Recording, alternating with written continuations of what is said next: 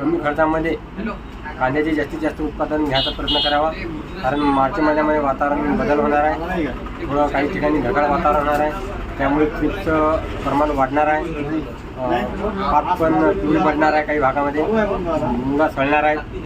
त्याकरता शेतकऱ्यांनी योग्य ती औषधी मिळून आपल्या कांद्याची 5 मार्चच्या आत फवारणी करून घ्यावी, जेणेकरून नंतर कोणत्याही प्रकारचा जर अटॅक आला तर आपण वेळेवर काही करू शकणार नाही. त्यासाठी मी अंदाज हा अगोदर सांगितला. पण कांदा जर टिकत असेल जेणेकरून शेतकऱ्यांनी कांदा साठवणुकीकडे कल द्यावा.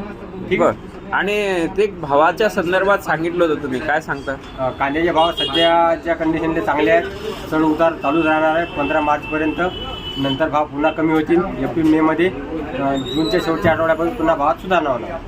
बरं. जूनच्या नंतर सुधारणा होईल आणि एप्रिल मे मध्ये भाव कमी होतील. कमी होतील. बरं. ठीक आहे. धन्यवाद मेतकर साहेब, धन्यवाद.